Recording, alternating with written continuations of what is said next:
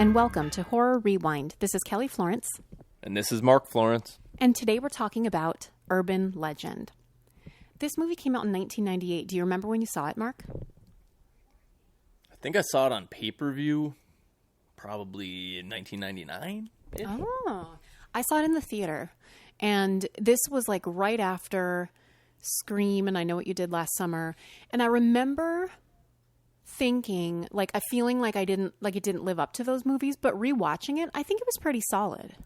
Very good, yeah. I enjoyed it. And yeah, it was, I think they saw the success of those two movies you just mentioned, and they tried to make a similar type movie. And so this is not well regarded by critics.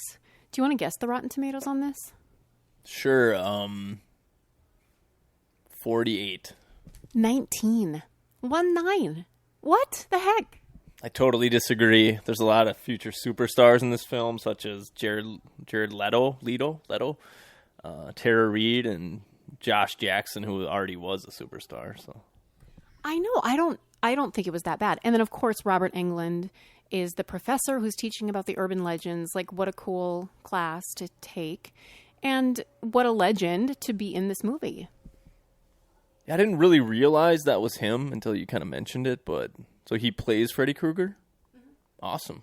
Yeah, it's a good casting. So this movie came out in 1998. It had a budget of $14 million, and it made $72.5 million at the box office.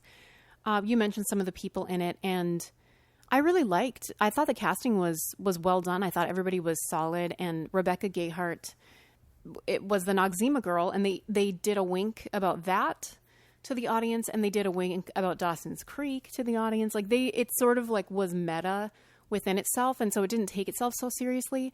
I enjoyed it. Yeah, like the scene where Joshua Jackson starts his car, and then the "I don't want to wait for my life to be over" song is on, and then he's like, "Oh," and then he turns really quick.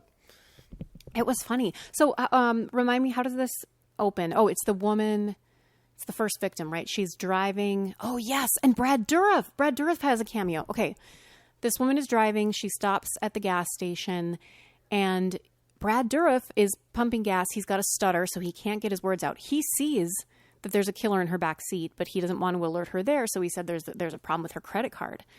Of course, she is untrusting because seems a little creepy. He locks the gas station door, and then he's trying to tell her about the killer in her back seat, but she thinks, of course, that he's attacking her. And so she escapes, and it's so dramatic because finally when she like peels out, he finally gets the words out, but the guy in her back seat killed her. Like, what? Guy or girl? I need to say that. Remember? I even said that when we were watching it. I'm like, well, and you're like, no, it's probably a guy. But it wasn't. Spoiler alert. Yeah, that was a great scene. Pretty ironic that first she passed like a really nice gas station to go. Well, she didn't do it on purpose, but then she realized she was almost out of gas, and she pulled up to this really crappy one, and this creepy, weird-looking dude with the kind of stutter thing came out. But yeah, you think he's the bad guy, but he's really the good guy trying to help her. So, I mean, don't judge a book by its cover.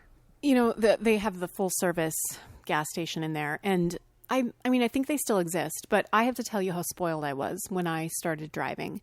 So we were out in the country, and my school was 3 miles away from where I lived, and we had two gas stations. One had the video rental store, and the other one was just like a gas station. But it was full service, and they put it on your family account. So I would pull in. I wouldn't even have to roll down my window. They knew my car. They knew me. They would fill it, and I would pull away. I would just wave as I drove away. I didn't even have to pay for it because it went like my parents paid for it. What a time to be alive. You cherry people are just so spoiled and country clubbish. I had to pump my own gas and do all that, so I'm not surprised, though. I mean, I totally took it for granted because it's like, oh, yeah, just go in there and, they'll put it on our account. And, I mean, well, I'm very thankful for my parents, but also gas used to cost $5 to fill up the tank. I mean, it was so cheap back then. So anyway, yeah, I really like full-service gas stations, but I feel like they're not really that prevalent anymore. No, it's really a thing of the past. I never really partook in that. I I don't know. I like to do my own thing. Well, that's good. So yeah, when she was driving away from the gas station, I think the "Turn It Around" song was on, so that was pretty cool. Oh yeah, turn around. That Total Eclipse of the Heart. That was very ironic. Again, a nice little wink. I mean, it's so funny. Yeah, I like when songs lyrics kind of match what's going on, but it's not super obvious. So yeah, she should have turned around. That was good. Oh, and how much did the gas cost in this movie? $1.14. $1.14 per gallon. Wow. So we'll have to compare it to even when this airs. Who knows what'll happen by then? But gas, I remember when it was less than $1 a gallon. Another 1998 type thing I think we've mentioned in past episodes is the pager. I think Joshua Jackson has a pager. Oh yes. So this was pre-cell phone, and maybe I don't remember if they had cell phones at all, like if anybody had a car phone. Maybe the police officer did, or her CB or something. But pagers, did you ever have a pager? I did not have a pager, but a lot of my friends did. That's so weird. So what would you dial that number, and then dial your number for them to call you, and then if you really wanted them to call you, like right away, you put 911 after it? Wow. I don't even know. I know doctors still use pagers. But what is the pager system like now? Do you know? I don't think many people use pagers anymore. Why would you? But doctors still use pagers. I don't know. I don't know about that. Wouldn't they just use their phone? I'm pretty sure that our friend, when he's on call, he literally still has a pager. Gross. I mean, it must be, I don't know, it must be efficient for some reason. I don't know. Another 90s thing, Josh Jackson's got the dyed blonde hair, bleach blonde, which I also had during that time, and my brother did. Oh, you guys. I remember the first time, well, not the first time I met you, but it was the second time I met you before our first date. You had the bleach blonde hair, and then when you came over for our first date, you had gotten a haircut and all the blonde was gone, and I was like, what the heck is going on? What did you think? Well, I hardly recognized you, and you had shaved. You looked like a different person. I was trying to be old-fashioned and presentable for you. Aw, that's so nice. Well, I would have liked you either way. I mean, I did, obviously. I'm still here. Thank you. So the girl they're in college. Okay, what's the name of the college? Oh, I can't remember now. It was a fictional college somewhere on the East Coast, I think. In Maine, right? Ah, yes, in Maine. The girl comes back to her dorm, and her gothic roommate is having sex with some other gothic dude, and she just shuts off the light, and they just keep going at it. So, I mean, that was kind of inappropriate, I think, for her to be doing that when her roommate's there. But, I bet a lot of people have dealt with that with, like, college roommates. I know that you didn't have to, or maybe you did. I, to my knowledge, didn't have to, but not sure. Yeah, so, I'm sure people have put up with worse, but I love how that comes into play because they're like, turn off the light. And so she's like, sorry. And then she puts her headphones on and, is just trying to ignore them. And so then later when that roommate is being killed, she just assumes it's happening again. And she doesn't turn on the light. And that's when they paint in the blood. Aren't you glad you didn't turn on the light? It's a great moment. It's a great callback. Definitely a great callback. No, the cliche thing in a college dorm situation is to put like a sock on the outside the door, on the doorknob, to know for your roommate not to come in. They didn't do that in this scenario. My college roommate Luke Hofdahl would often put a sock on the door, so I'd come back later and then he'd just come out of the room by himself. No, this is lies. That is not true. Sorry, Luke. The other thing that's cliche in these college movies, is their dorm rooms are so big. Like, really, dorm rooms are like a shoebox, but in the movies they always have like plenty of space. I've never seen a real dorm room be that big. They have to have bigger rooms, I guess, for shooting like the movies and stuff like that. Yeah, they had a nice, pretty big room for this one. It's a small college, I think, like 3,500 people. So they're all in this class where Robert Englund's the professor, and it's a class on urban legends. I was just wondering, Kelly, if you would teach that class if it was available. Oh, if I could teach that class, I totally would.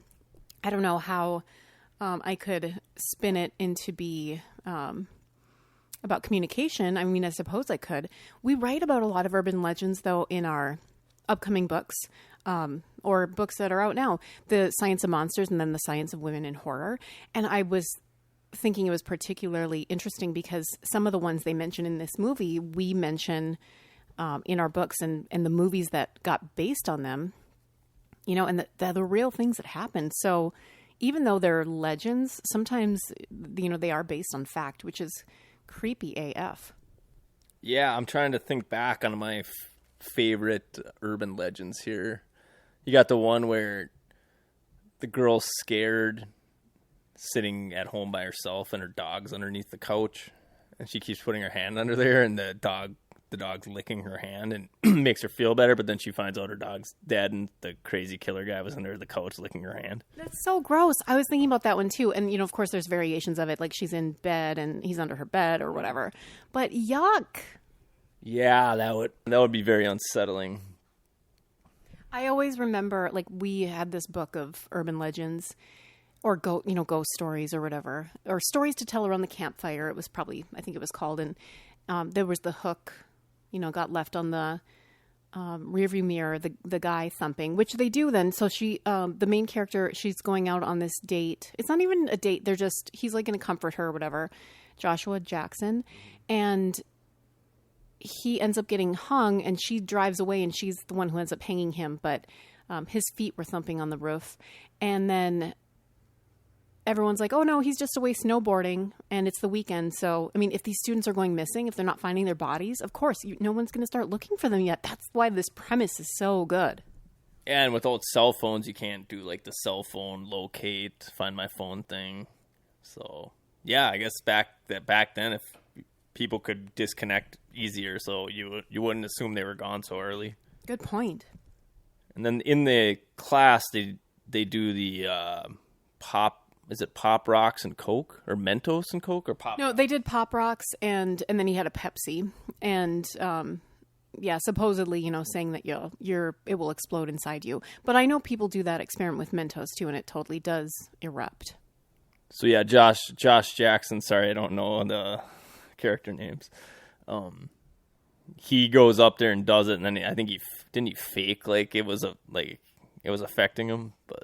So that's kind of funny. It was good. It was a good scene. So yeah, halfway through the movie or so, I think they were trying to make it seem like Jared Leto was the killer. He was kind of this dude who would show up. He was kind of creepy. He wrote for the school newspaper. Like, he wrote for the school newspaper, and he, like, dreamed of winning a Pulitzer. I thought that was a bit ridiculous. Well, I think they talked about it was a college Pulitzer, so it was, like, you know, not actually the Pulitzer, but still, you know. I mean, whatever. He has aspirations. I guess it's fine. I can't blame the guy for having aspirations like that. I mean, that's pretty cool. But he's like, this thing's getting read by 3,500 people. Like, this is a big story or whatever when people were going missing, getting killed. So, you know, I liked how many red herrings there were. I mean, he seemed like a suspect. The creepy janitor guy seemed like a suspect.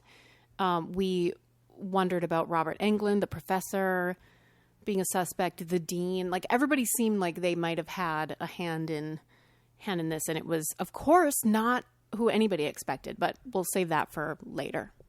Another scene I thought was funny was she went back to her dorm another time and her friend was online, and then she tried to call somebody, and it was like the phone line internet, so it was like, so I'm sure we all remember that back in the day when someone's online and you want to use the phone. Oh, yes. And, you know, our problem was we just had, I know some people who were very fancy. I don't know if you were this fancy, but they would have a private number or like a different number for their phone in their bedroom versus like the house phone for their parents. We didn't have that.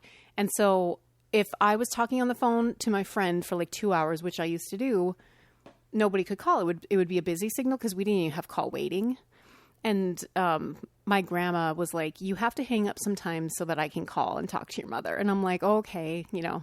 So like they had to start putting limits on how long I could talk on the phone. I think we had two. We had a normal phone number, and then we had what my dad called like the kids' phone line. And I think we used the internet on the kids' line. I don't think we had 3, so. That is fancy. But yeah, we were on the internet on CompuServe like way back in the early 90s. It was like all text based, so we were on the cutting edge of the internet. But it still took forever to download something, right? Like the picture downloading or whatever. Yeah, it's the cliche, like my buddy, hey, let's, get this picture of some, lady or whatever. And then it's just like going across like pixel by pixel or like line by line, like going up. And it's like, oh my God. Yeah. So. Wow, the things that we had to deal with. Are you hearing this, kids? We didn't have to walk up hills both ways to school, but it took a long time to download stuff. And then my buddy, I think it was America Online. Or whatever he had, it was based on how many hours you could be online, like a month.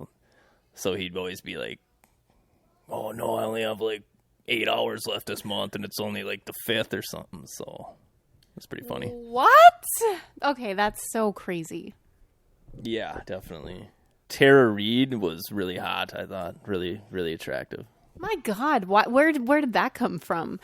Poor Tara Reid, though, because like she ended up having like some botched plastic surgery, remember? And like within the past decade, and she's kind of fallen out of the limelight. I hope she's well. So was this movie before or after American Pie? I think it was before. I think it is before, yeah.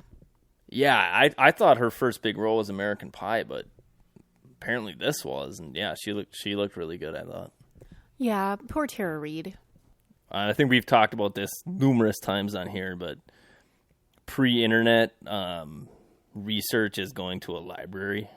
Yes, they literally had to go. Well, she was going to try to go on the internet, but her roommate was online.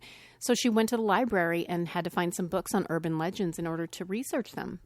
And then the cliche thing, when you look in a book and then you can like pull the card up in the back and see who like had it before you like all the time. And I forgot, was it the writer guy on there? I think it was Joshua Jackson. Oh, so that made him look guilty. Yes, he was the first red herring. Yeah, so, yep, they got a book on urban legends and the Kama Sutra, I think. There you go, Tara Reid again. Definitely. It always seems, I know this is convenient for the plot, but everybody who is involved is always in the same exact classes all the time. Like, they never have different classes, so I thought that was kind of interesting. Didn't you have classes with all your friends? Just kidding. No, you have classes with various different people. No, I know, totally. Yeah. And then we were watching, and her gothic roommate looked familiar, and I'm like, oh, I think that's the Michael Myers' niece from the Halloween 4 or 5 or something, and then we looked it up, and it definitely was. Good eye, Mark. I was very impressed. Like, you're becoming a horror aficionado. Yeah, I just have a knack for picking out actors and like seeing what other movies they're in. So yet at the beginning of this episode, you're like, "Wait, Robert Englund played Freddy Krueger," so you kind of fail. Well, you can't win them all. So yeah, the not turning the light on in the room and having sex came into play later, as she walked into the room as her roommate was getting killed by the killer, but she heard all the commotion and she didn't. She knew better and she didn't turn on the light. I love that, and here's the big spoiler. I love that Rebecca Gayheart turns out to be the killer, because rarely in like this era movies, I feel like the woman ended up being the killer. Of course, the biggest twist of all time in my mind was the original Friday the 13th, when Jason actually didn't exist and it was his mother. I just think that's so cool. And so for her to be the killer and wield this strength and have this vendetta because her fiance was killed in this car crash when they were messing with him with an urban legend about the gang flashing the high beams. I think that's such a great premise. And I remember hearing that urban legend. Like, I remember my friends saying, like, don't flash cars. Like, even if they have their high beams on, don't do it because you're going to get killed. I also heard that one. And yeah, I still to this day, if someone has their brights on, I think twice about it. I do it sometimes though. Jeez. Yeah. Isn't that weird how that's like just part of our like growing up and like learning about driving. Like, yeah, don't flash people because it might be a gang initiation. Yeah, and I mean, what are the odds that that's actually the case? I know, it's ridiculous. Very, very small. I think it was Jared Leto. I keep saying his name differently. He sported a look that I used to have back in the 90s where you have like an oversized dress shirt on and you don't button it and then you have a t-shirt on under it. So that was my late 90s look. Isn't that funny? And I remember you used to wear those like rugby shirts almost exclusively. It was just, I mean, it was the 90s, early 2000s. I thought they were cool. I think the Stiffmeister wore them in American Pie and I was trying to model my look after him. I wrote down computer discs. Do you remember maybe just the fact that they had to use like those 3.5-inch discs? Yeah, they were looking in Robert Englund's desk drawer and there were discs in there and it was just like, oh, I remember those. Did they find anything on the discs? No, they didn't look at them. They would just happen to be in the drawer. I think they were looking for the key or something and then they ended up finding that secret room with all of his props for his Urban Legends class, but it made him look guilty. Definitely, yeah. Yeah, and didn't he? Yeah, he had all those props. I think he had that. Did he have the coat? Mm-hmm. So yeah, in Scream, you got the Scream mask and the all black. What is the Scream mask called? Something face. Ghost face mask. And then in I Know What You Did Last Summer, you got like the fisherman's like rain slicker thing. And then this one, you had this like winter coat, like a black winter coat with like a hood and the fur around the front of the hood. And then you could never see the person's face. So all these movies seem to have their like killer costume. And that was good because it's so common, as we saw. She mistakes that, oh, this person must be the killer because they have that kind of coat. But like, I have that kind of coat. Yeah, a lot of people have that coat. Jared Leto was chasing them through the woods, and then she happened to find the road and get into that one janitor guy's car.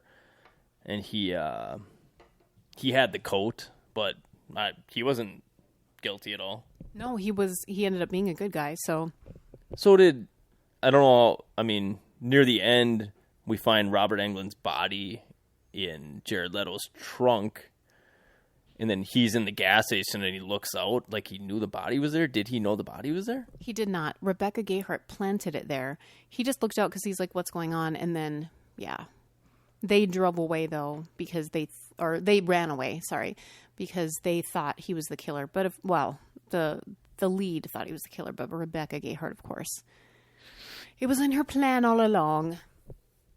So that later in the movie, there's a party, and they're playing the Zoot Suit Riot song, which was big in the late 90s. Yes, swing was huge. Now, I have a confession to make. I had a favorite swing band. I saw them live, I think only once. They were called the Squirrel Nut Zippers. Do you remember them? I do. Was it their song, The Afterlife? No. Yeah, that was one of their songs, I think.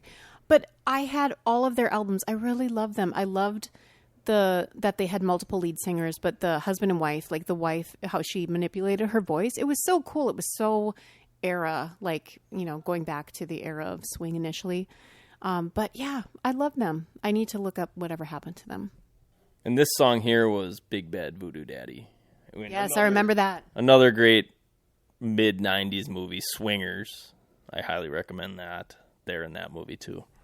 And then the other big swing band at the time, I mean, people like them, was Brian Setzer Orchestra. Do you remember them? I do. Yep. I can't remember. They were on that Jump, Jive, and Wail. They were on that Gap commercial. Yes. Sorry, we keep talking about the late 90s. Does campus security usually carry a gun? I wrote down. Yeah, I don't know. Our campus security, the college I work at, does not, but I don't know that she's carrying it, but she definitely gets it out of someplace, and then she's got a gun. I like that character. She was good, and I'm glad that she survives. Yeah, she was kind of the hero at the end. Kind of came to save the day, and then kind of failed, and then she saved the day, so that was cool. Yeah, she ended up getting shot, but came to because she had a second gun, and they showed her watching. It's not Jackie Brown, but it's the woman who played Jackie Brown, her movies. So she Pam Grier. Yes. Pam Grier. Yes, Pam Grier. It showed her watching. Was it Foxy Brown? What was the character that she played famously. But anyway, she was watching her movies at the beginning and like practicing her one-liners. So I thought that was a nice callback. Yeah, she really wanted to be a cop. And also Lex Luthor from Smallville. I don't know his name. Michael Rosenbaum or something. I'm sorry. Sure, yeah, that sounds right. And we decided he was a poor man's Paul Rudd. Oh, yeah. It's crazy because I loved Smallville. I mean, I still love it. And I need to rewatch it sometime. But he was a great Lex Luthor. But he's almost unrecognizable with hair because I just saw him bald. And I'm like, he seems so familiar. And then we had to look him up. And of course, yeah, Lex Luthor. So he's at the party at his frat or whatever. And somebody puts his dog in the microwave. That was brutal. Yeah. And is that another urban legend? Apparently. Yeah, I think I've heard of putting like animals in the microwave, and I think somebody calls his phone and says your dog's in the microwave, and he goes down and opens it up, and it's disgusting. Like, please don't do that, anybody. I mean, wow. Also, enough dog deaths. Speaking of which, we watched all 3 John Wick movies within a week, I think. And, this, I don't think it's a spoiler, that the entire premise for him getting revenge is that his dog is killed. And he doesn't kill any civilians. So there you go. John, I've never seen a movie with more killing and more, I don't even know why it's different, but like the shooting and it's kind of like realistic maybe, but I like the movies. It was, brutal, but enjoyable action. Not that I enjoy watching people get killed, but he definitely was killing bad guys. And so, maybe it's justified.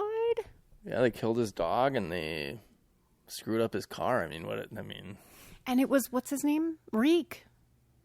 Tyrion Greyjoy. Tyrion? No. Theon Greyjoy from Game of Thrones, so, and AKA Reek, and then Theon Greyjoy again. So yeah, I mean, wow. I did not know what to expect, and we were like, well, we're gonna watch these John Wick movies because everyone keeps, saying we should, and we did, and we didn't regret it. Yeah, very very enjoyable. I also wrote down the Tara Reid death scene was cool, but now I can't remember what happened. I remember she was on the radio, and then she had her microphone, and she was like running from the bad guy, and then did she end up back in the radio station? What happened? Man, I'm spacing it out now. I apologize, everybody. I feel like she, I apologize. Or Tara Reid was on the air, and then the guy helping her was behind her getting killed, but she had her back to it. And then I feel like he jumped through the window. I can't remember what happened. I know. That's the problem when we watch a movie a few days ago and then record, because we can't remember all the details. But, yeah, I mean, it had a lot of good moments. I love that it was based on these actual urban legends. And I was reading on Wikipedia, it said this is the first movie to actually make some of these urban legends be put on film. And so, even though we've heard about these for a long time, they've never been portrayed on film before. So that's kind of cool. Yeah, really cool. Really creative idea. I think you called it about a third of the way through that this was because they mentioned the guy who died as a result of them doing the flashing the lights thing. So you called it that it was probably her brother or somebody's brother that was getting revenge. We thought it was Jared Leto's brother. Yeah, I was like, oh, maybe that's Jared Leto's brother and he's like getting revenge on them because they did this. But yeah, so that first girl who was killed, that was the friend of the main character. So it was all connected. Yeah, it was her boyfriend, and then what's her name? Rebecca Gayheart, also like Jared Leto. So she felt like Tara Reid was trying to. No, not Tara Reid. We're not even we haven't even mentioned like the main character. I know. I've been saying the main character. Alicia Witt, I think, is the actress's name, but I can't remember her character name. But yeah, she was. And wait, remind me how it ended. Do you remember? It was like we thought everything was okay, but then it wasn't. Yeah, it ended up in the boarded up dormitory where the mass murder had taken place. Stanley Hall, supposedly 20 years before that. Did they show that? No, I don't think they did. But yeah, she's torturing. No, Rebecca Gayheart fakes like she's being tortured to lure Tara Reid up there. Not Tara Reid, Alicia Witt. Apologies. And then the big reveal, she ties her up, knocks her unconscious, ties her up. It's kind of torturing her, as they do in the end of movies, where for the other people, they just kind of kill them right away. But I guess she really was trying to get revenge on her, so she was trying to enjoy it. And then the cop lady showed up. And Jared Leto, too. And Jared Leto. Kind of felt like Jared Leto didn't really care. I don't know if he's just putting on an act. He was. Yep. Okay.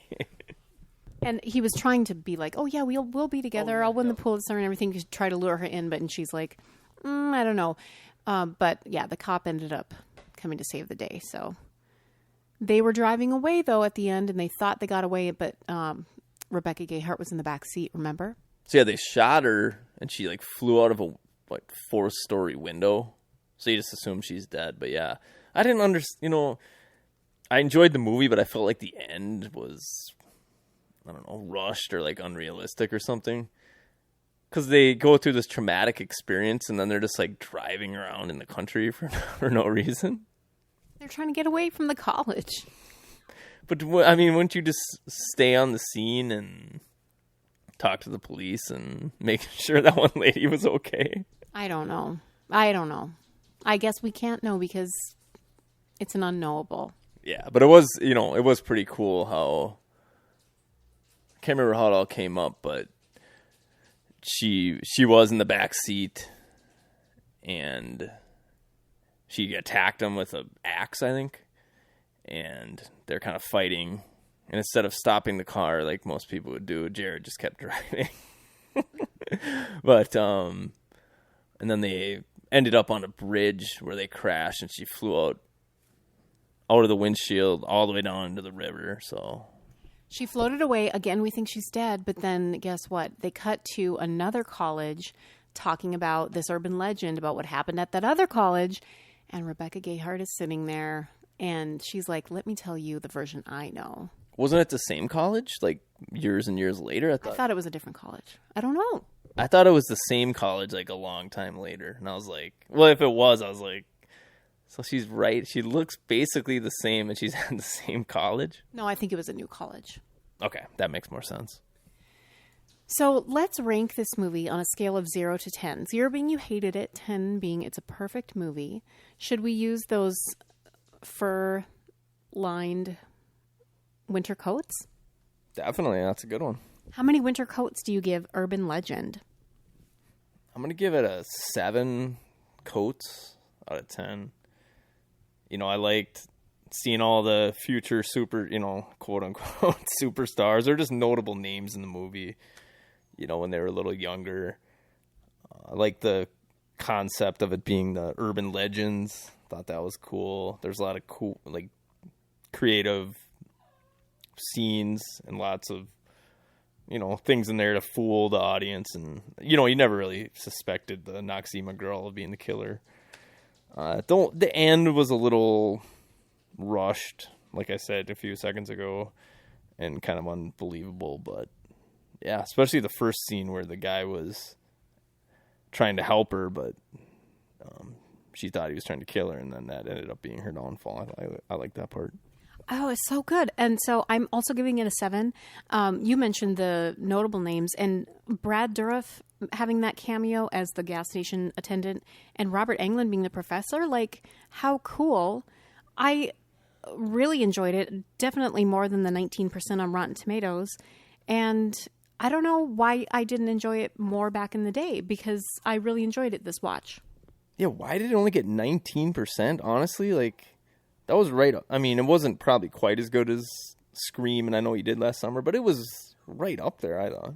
Yeah, I think so. And it's definitely better than a lot of the movies older or even newer, some movies that we have been watching lately. So whatever.